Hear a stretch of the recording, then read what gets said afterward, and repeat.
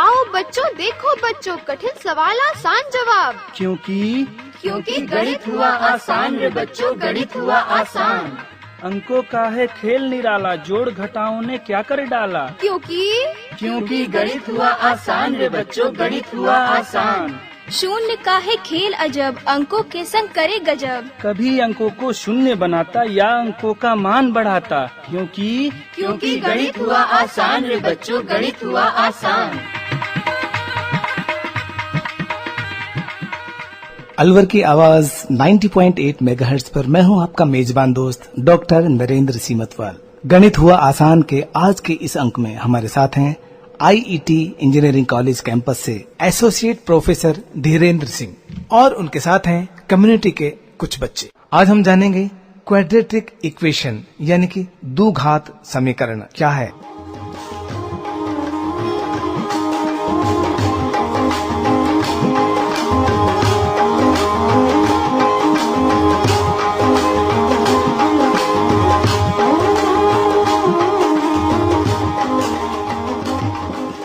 गणित को और आसान किस तरह किया जा सकता है और इनका प्रयोग हमारी दैनिक जीवन में किस तरह किया जा सकता है, तो आइए सुनते हैं आज का एपिसोड।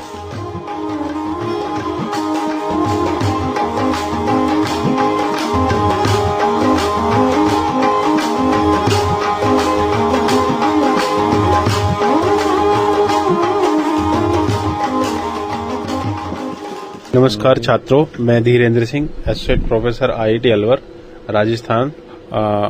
हम लोग आज है रेडियो अलवर की आवाज 90.8 FM, आपकी अपनी आवाज। और हम लोग आज डिस्कस कर रहे हैं मैथमेटिक्स के बारे में। मैथमेटिक्स में टॉपिक का आपका क्वाड्रेटिक इक्वेशन यानी कि द्विघात समीकरण, जिसको हमने पहले भी वास्तविक रियल सिचुएशन में या रियल नंबर सिस्टम में हमने डिफाइन किया था। आज हम इसके डिस्कस करेंगे कॉम्प्लेक्स नंबर सिस्टम में सम्मिश्र संख्याओं के लिए कि जो द्विघात समीकरण है उसका जो सॉल्यूशन है वो सम्मिश्र संख्याओं में कब एग्जिस्ट करता है, कब उपस्थित होता है और कब ये आता है। आज के इस एपिसोड में हम द्विघात समीकरण का जो हल है वो कंप्लीट समझाने की कोशिश कर रहे हैं, क्योंकि इससे पहले प्रोग्राम में हमने जो सॉल्यूशन दिया था वो सॉल्यूशन रियल नंबर सिस्टम में तो एग्जिस्ट करता था, लेकिन एक ऐसी कंडीशन भी है जिसमें जो हमारा सॉल्यूशन है वो रियल यानी कि वास्तविक नंबर सिस्टम में एग्जिस्ट नहीं करता है। उसके लिए हमें अपने सिस्टम को एक्सटेंड करना पड़ेगा, अपनी पद्धति जो अपनी वास्तविक संख्या पद्धति है उसको एक्सटेंड करना पड़ेगा, उसका विस्तृत करना पड़ेगा। और जो विस्तृत होगा वो नया जो सेट बनेगा, नया जो सिस्टम आएगा, उस सिस्टम को हम बोलते हैं कॉम्प्लेक्स नंबर सिस्टम। तो हम जो है आज सिखाएंगे कि किस प्रकार से किसी क्वाड्रेटिक इक्वेशन का सॉल्यूशन जो कि वास्तविक संख्या पद्धति में उपस्थित नहीं है वो आपका कॉम्प्लेक्स नंबर सिस्टम यानी कि सम्मिश्र संख्या पद्धति में उपस्थित होता है। उसके लिए हम आज उदाहरण देते हुए समझाएंगे। हमारे साथ हैं हमारे कुछ छात्र। सर मेरा नाम नीरज उपाध्याय है। जी, नीरज जी है हमारे साथ में। सर मैं मानस झा IIT अलवर से। मानस मैं सरोज कुमार झा और सरोज जी है हमारे पास।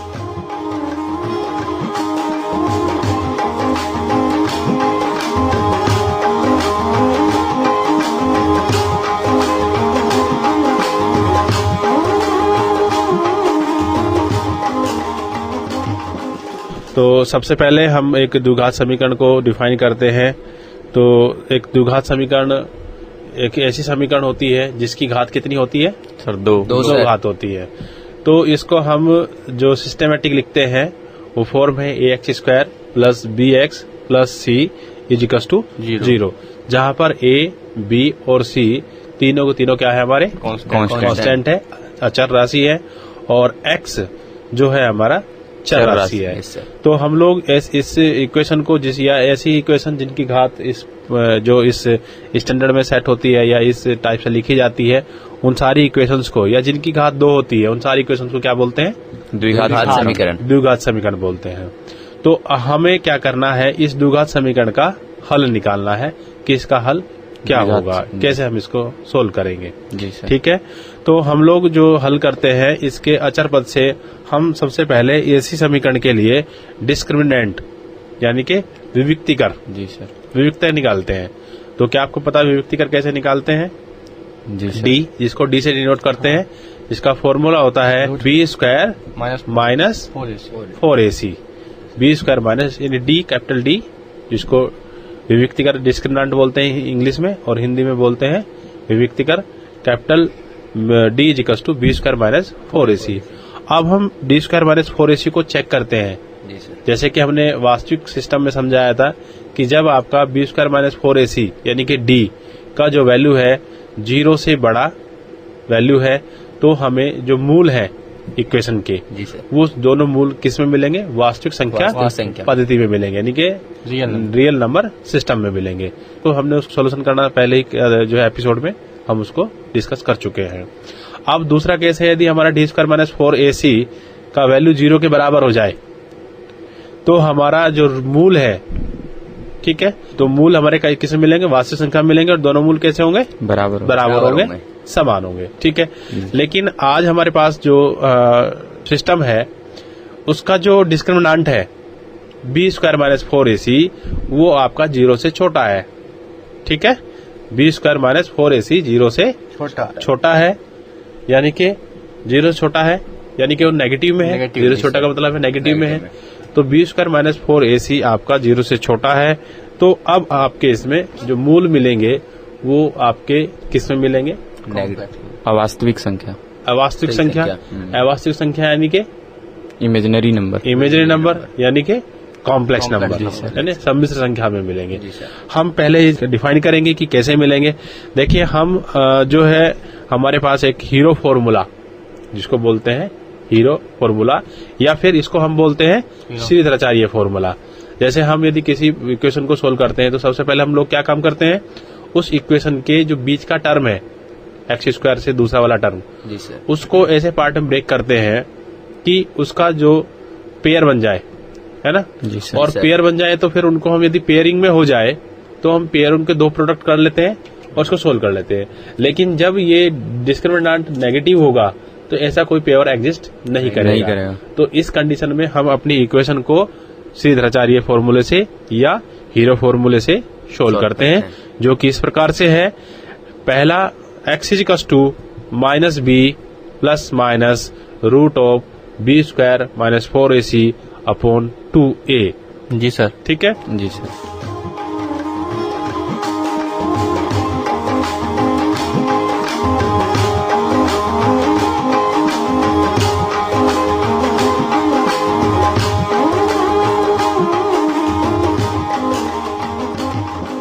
तो हमारा जो फॉर्मूला है वह है Sridharacharya formula, x equals to minus B plus minus root of B square minus 4ac upon 2a। जी सर। अब हमने बताया कि हमारी जो कंडीशन है, इस कंडीशन में आपका बी स्क्वायर माइनस 4ac, आपका बी स्क्वायर माइनस 4ac किसमें मिलेगा?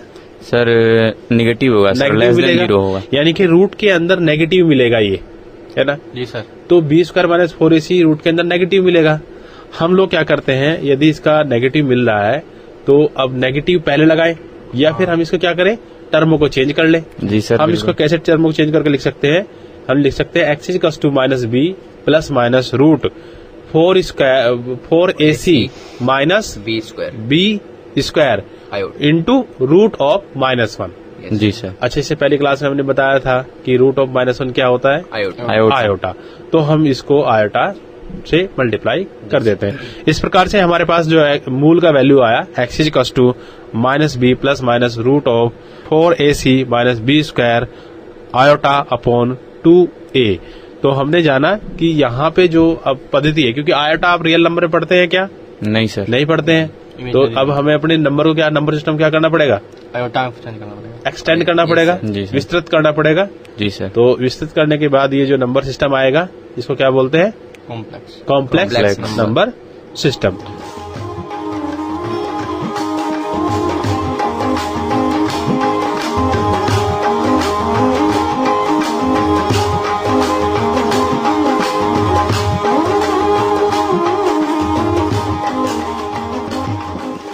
अब हमारा दूसरा सिचुएशन ये है, क्योंकि हमारे पास तो एक द्विघात समीकरण है अभी, है ना। तो द्विघात समीकरण के कितने मूल होंगे अधिक से अधिक? सर दो। दो। ठीक है, तो हमें जो है हम किसी समीकरण के लिए ये रिजल्ट निकाल सकते हैं। यदि एक समीकरण की घात 1 है तो उसके कितने मूल होंगे? एक। 2 है? दो। n है तो n हो गए। आज हम लोग द्विघात समीकरण के लिए बात कर रहे हैं। ठीक है, अब हमारे पास कुछ ऐसी चीजें भी हैं जैसे x² प्लस 2 इजिकल्स टू 0। ठीक है, अब देखिए इसको x² प्लस 2 इजिकल्स टू 0। तो बताइए इसका जो मूल होगा वह क्या आएगा? सर एक तो सर आएगा x1 जो आएगा सर वो आएगा प्लस अंडर रूट -2 और x2 जो आएगा वो -√-2 आएगा। इसके दो मूल होंगे, चूंकि आपने अभी बताया था कि चूंकि पावर इसका 2 है तो इसके जो मूल होंगे वो दो होंगे। लेकिन रूट के अंदर नेगेटिव, रूट के अंदर नेगेटिव तो यह क्या एक प्राकृत संख्या है? नहीं सर, नहीं है सर। और तो कौन सी संख्या है सर? कॉम्प्लेक्स नंबर है। अब कॉम्प्लेक्स में चेंज करेंगे, अभी कॉम्प्लेक्स नहीं है जी, क्योंकि -1 का रूट इजिकल्स टू आयोटा। तो हम लोग क्या लिखेंगे? अंडर√2 आयोटा। तो ये पहला रूट मूल मेरा ये हो गया। दूसरा मूल -√2 आयोटा। तो हमने सीखा कि हमारे क्वाड्रेटिक इक्वेशन है, इसके जो रूट है वो आपके नेगेटिव में आएंगे, तो उसको हम कॉम्प्लेक्स नंबर में ले लेते हैं या कॉम्प्लेक्स नंबर में निकालते हैं। अब दूसरा समीकरण है हमारा x² plus x plus 1।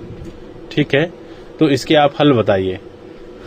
Sir x² plus x plus 1 equal to 0 है। जैसा कि सर अभी आपने बताया था कि कोई भी द्विघात समीकरण का जो स्टैंडर्ड रूप होता है, मानक रूप होता है, वो ax² plus bx plus c होता है। तो उसका यदि कंपैरिजन यदि इस इक्वेशन से करते हैं, जैसा कि आपने अभी इक्वेशन दे रखा है x² plus x plus 1 equal to 0, तो यहाँ पर a की जो वैल्यू है, चूंकि x² है यानी 1 इंटू x² यानी a की वैल्यू 1 है। फिर x है यानी b इंटू x होता है, तो यहाँ पे 1 इंटू x है यानी b की वैल्यू भी 1 है और c की वैल्यू भी 1 है, चूंकि +1 कांस्टेंट दे रखा है। तो a b और c तीनों की वैल्यू 1 है। तो अब सबसे पहले हम d निकालते हैं। तो चूंकि d बराबर b² माइनस 4ac होता है, तो b² की जगह पे 1 पुट कर दें तो 1² minus 4 into a into c, तो -4 इंटू a की जगह पे 1 इंटू c की जगह पे 1 यानी 1² माइनस 4 इंटू 1 इंटू 1 यानी कि 1 माइनस 4। तो 1 - 4 इक्वल टू -3। तो सर जो d आया वो -3 आ गया, मीन्स d जो है लेस देन 0 आ गया। और अभी आपने बताया था कि d जैसे ही निगेटिव आ जाए तो ये समझ लेना चाहिए कि अब जो हमारा मूल होगा वह रियल नंबर में एग्जिस्ट नहीं करेगा, वो कॉम्प्लेक्स नंबर में उसको एक्सटेंड करना पड़ेगा। नंबर सिस्टम में एग्जिस्ट नहीं करेगा, वास्तविक संख्या पद्धति में एग्जिस्ट नहीं करेगा, बल्कि हमें दूसरा एक फील्ड लेना पड़ेगा, एक दूसरा क्षेत्र सेट करना पड़ेगा जिसमें वो एग्जिस्ट करेगा। उस क्षेत्र को बोलते हैं कॉम्प्लेक्स नंबर सिस्टम। ठीक है।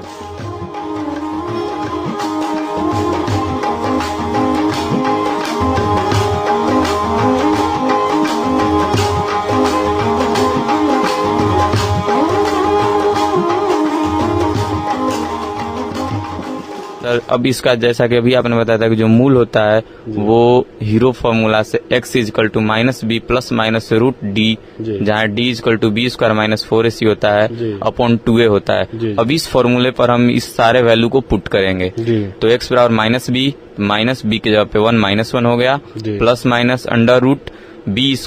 अभी b² माइनस 4ac यानी d की वैल्यू निकाल रखे हैं, -3 आया हुआ है, तो -1 प्लस -√-3 हो गया अपॉन 2 इंटू a यानी a की वैल्यू जो 1 है तो 2 इंटू 1 हो गया। अब इसको जब सॉल्व करते हैं तो -1 प्लस -√3। अभी आपने बताया था कि जैसे ही निगेटिव आ जाए रूट में तो इसको एक्सटेंड करते हैं कॉम्प्लेक्स नंबर में, तो -3 है तो इसको 3 आयोटा लिख लेंगे अपॉन 2 हो जाएगा। यही सर हमारा मूल होगा। ठीक है, तो हमारा मूल आया आपका -1 plus minus iota √3 iota upon 2a। अब यहाँ पर कितने रूट हैं? सर 2 रूट हैं। 2 रूट है सर एक तो x1 -1 प्लस √3 आयोटा बाई 2 जी, और जो x2 है सर वो -1 minus √3 iota by 2। Very good. यानी कि हमारे पास 2 रूट आए, दोनों रूट दोनों ही नेगेटिव उसमें है, हमारे कॉम्प्लेक्स नंबर में है। ठीक है जी सर। इसी प्रकार से हम और भी ऐसे एग्जाम्पल ले सकते हैं जिसमें आपका रूट हम निकालना होगा। ठीक है, तो दूसरा भी एक ऐसा ही हमारे पास उदाहरण है अंडर√5 x² plus x plus √5 equals to 0। हम लोगों को इसका जो है सॉल्यूशन निकालना है, यानी कि इसके रूट निकालने हैं। ठीक है, सबसे पहले हम अपनी प्रक्रिया वही विभक्ति कर चेक करेंगे। विभक्ति करके बाद हम चेक करेंगे कि क्या इसके पेयरिंग हो सकती है, जोड़े बन सकते हैं। यदि इजीली जोड़े बन जाए तो हम डायरेक्ट सोल्व कर लेंगे। यदि नहीं है तो हमें कौन सा फॉर्मूला लगाना पड़ेगा? हीरो फॉर्मूला या फिर श्रीधराचार्य फॉर्मूला लगाना पड़ेगा।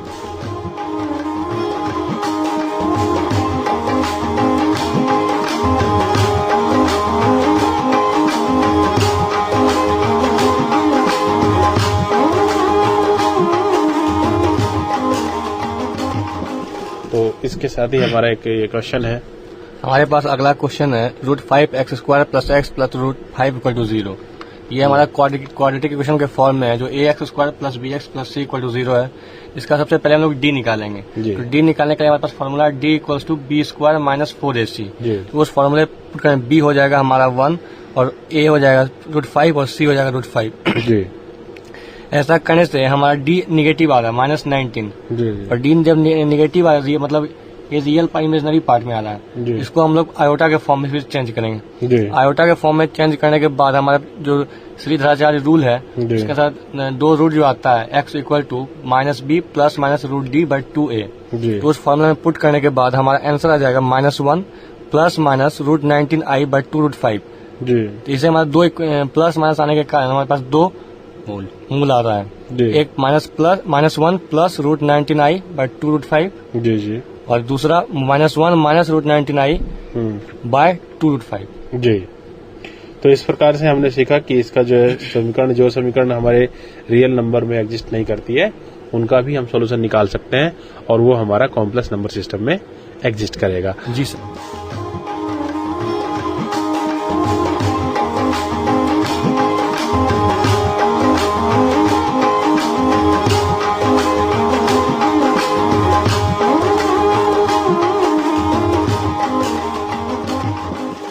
अब मूलों का योग डिफरेंस आपकी द्विघात समीकरण है, तो हमें पता होना चाहिए कि मूलों की प्रकृति कैसी है। हमने बता दिया मूलों की प्रकृति कैसी होगी, क्योंकि d² - 4ac से पता लग जाता है मूलों की प्रकृति किस टाइप की होगी।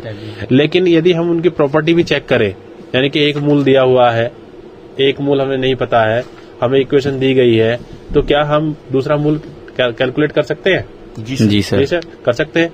इसमें कौन कौन से चीजें हम यूज करेंगे? मूलों का योग। मूलों का योग क्या होता है? फॉर्मूला क्या होगा मूलों के योग का? मूलों का योग = सर b/a होता है माइनस b/a, यानी कि -x का गुणांक बटे x² का गुणन। नो x² का गुणांक। ठीक है। मूलों का योग बराबर -x का गुणांक अपॉन x² का गुणांक, यानी कि -b/a।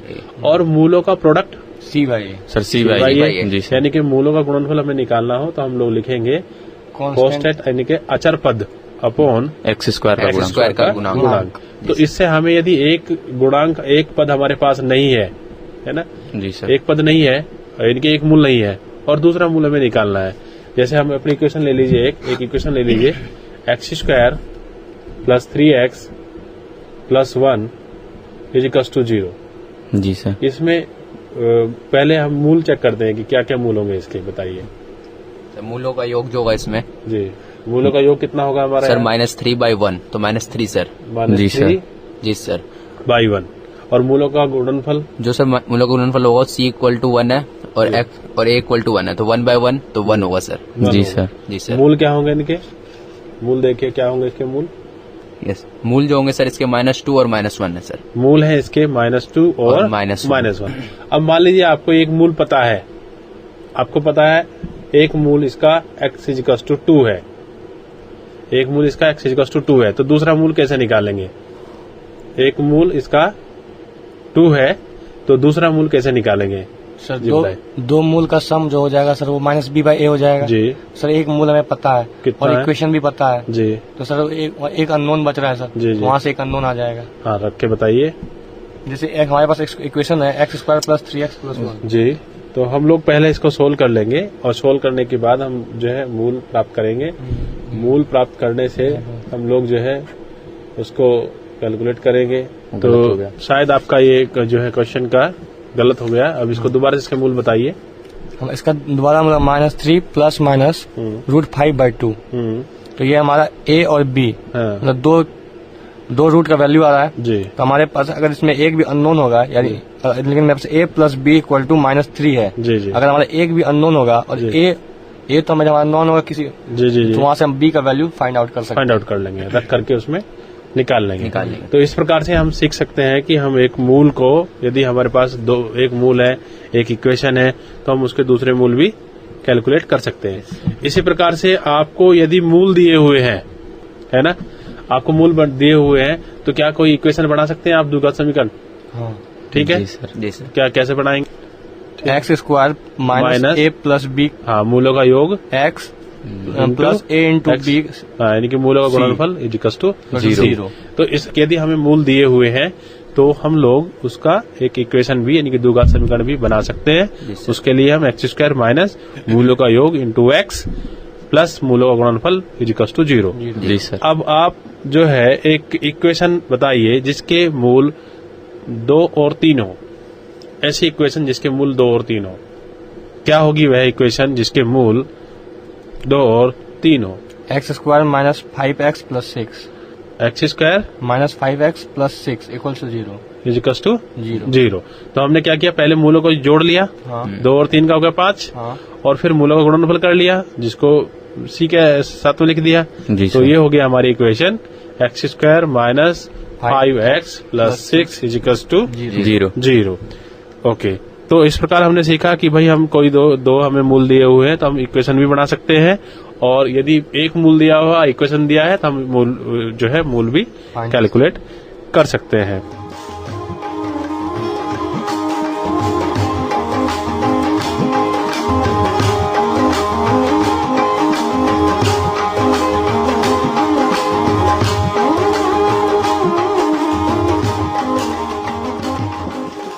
अब हम मूलों की स्थिति के बारे में हम आपको समझाते हैं। ठीक है, अभी तक आपने देखा कि मूलों की जो है नेचर, प्रकृति क्या हो सकती है, लेकिन हम मूलों की स्थिति क्या क्या हो सकती है ये भी हम आपको जानकारी देना चाहेंगे। जैसे हमारे पास इक्वेशन है ax² plus bx plus c equals to 0। ठीक है जी सर। जी सर।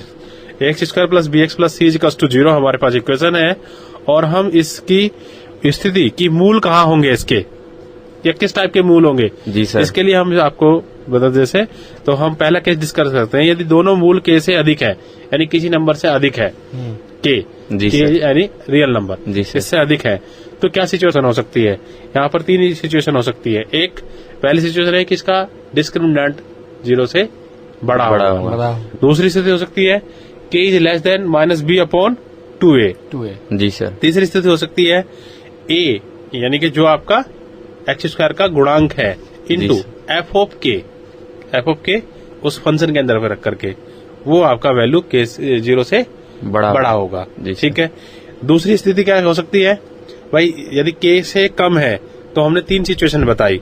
ठीक है, यदि आपका दोनों मूल k से कम है, जी सर, अभी पहली की स्थिति थी k से अधिक वाली, जी सर, अब k से कम है, दोनों मूल किसी रियल नंबर से कम है, तो क्या सिचुएशन हो सकती है, इसका डिस्क्रिमिनेंट 0 से बड़ा होगा, k की वैल्यू आपके -b अपॉन 2a से बड़ी होगी, और a/f की वैल्यू आपकी 0 से बड़ी होगी, तभी ऐसा हो सकता है। दूसरा, अब इसके यदि हम k के दोनों मूल k के मध्य में, यानी कि यदि k दोनों मूलों के मध्य में स्थित है, यानी कि एक मूल क्या है लेफ्ट हैंड साइड में है, एक राइट हैंड साइड, और बीच में k है, दैट रियल नंबर। ठीक है, जो नंबर है वो उसके बीच में है, तो यहाँ ये स्थिति कब हो सकती है, जब इसका डिस्क्रिमिनेंट, हमारे पास इक्वेशन क्या है, ax² plus bx plus c। इस इक्वेशन के मूलों की हम स्थिति जान रहे हैं किसी नंबर के आसपास। ठीक है, हम लोगों का काम ये है। तो इस k के जो हमारा रियल नंबर है, यदि उस k वो दोनों मूलों के बीच में है, देन तब जो हमारा सिचुएशन क्या होगी कि पहला सिचुएशन ये होगा कि जो आपका डिस्क्रिमिनेंट है d है वो 0 से बड़ा होगा। दूसरा AFK, जी सर, AFK 0 से छोटा हो जाएगा। दूसरा, यदि हमारे पास मूलों के बीच में 2 रियल नंबर आ जाए, जी सर, जी सर, अभी तो k लिया है, जी सर, अब कितने आ जाए, 2 आ जाए, कौन से K1 K2, K1 और ठीक है, K1 K2 आ जाए,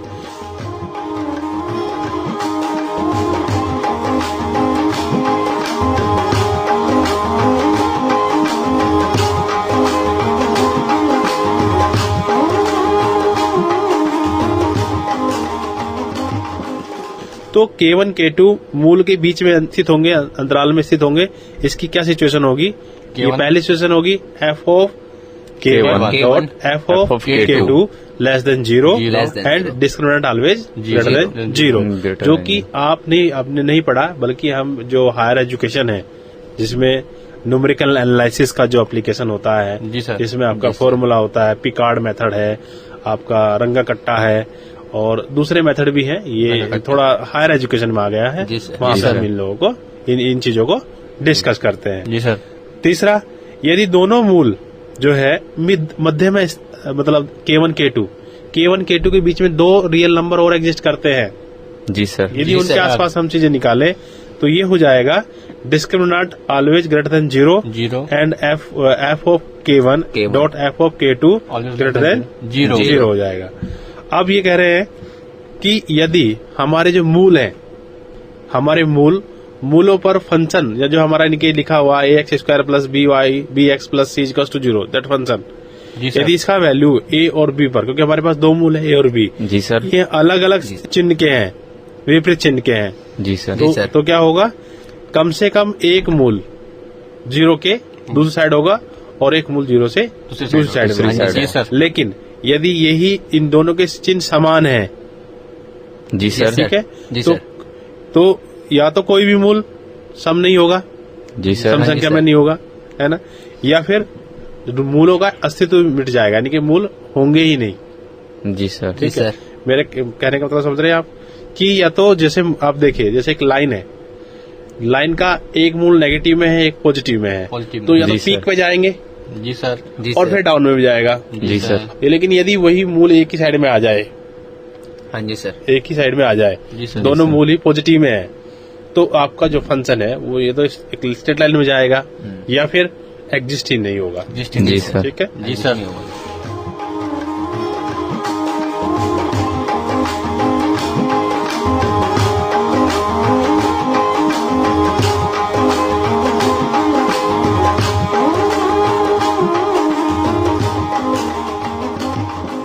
तो इस प्रकार से मूलों की प्रकृति, मूलों का अस्तित्व, कि कहाँ मूल एग्जिस्ट करते हैं, रियल नंबर के किस साइड में एग्जिस्ट करते हैं, और हमने आज इस क्लास में सीखा कि कैसे हम किसी द्विघात समीकरण का जो हल है, मूल है, वो रियल नंबर में ना होकर के किसी दूसरे सिस्टम में, दैट इज कॉम्प्लेक्स नंबर में कैसे कैलकुलेट करते हैं, फाइंड आउट करते हैं। जी सर, ठीक है।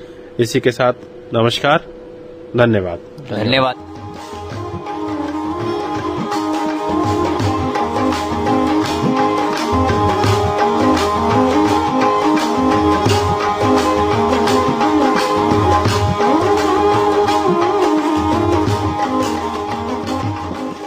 आज हमने जाना क्वाड्रेटिक इक्वेशन यानी कि द्विघात समीकरण क्या होता है और उसका इस्तेमाल दैनिक जीवन में किस तरह किया जा सकता है। उम्मीद है साथियों, आज के इस प्रोग्राम को आपने पसंद किया होगा और जरूर कुछ न कुछ टिप्स लिए होंगे। ये प्रोग्राम भारत सरकार के विज्ञान एवं प्रौद्योगिकी विभाग द्वारा उत्प्रेरित और समर्थित किया गया। आपको ये प्रोग्राम कैसा लगा, इसकी प्रतिक्रिया, इसकी फीडबैक देने के लिए हमारा पता है कम्युनिटी रेडियो अलवर की आवाज 90.8 megahertz, IET group of institutions, MIA Alwar Rajasthan. हमारे फोन नंबर है 9587908908 और दूसरा नंबर 0144 512 1190। आप चाहें तो हमें ईमेल भी कर सकते हैं। हमारा ईमेल आईडी है radioalwar@gmail.com। साथ ही इस प्रोग्राम को इंटरनेट पर भी सुना जा सकता है साथियों, और उसके लिए लॉगिन करना होगा आपको www.i-radiolive.com। इसी के साथ आपके मेजबान डॉक्टर नरेंद्र सिंह मतवाल को दीजिए रुखसत। फिर से जुड़ूंगा गणित का और दूसरा नया प्रोग्राम लेकर। तब तक दीजिए पूरी टीम के साथ मुझे इजाजत। नमस्कार।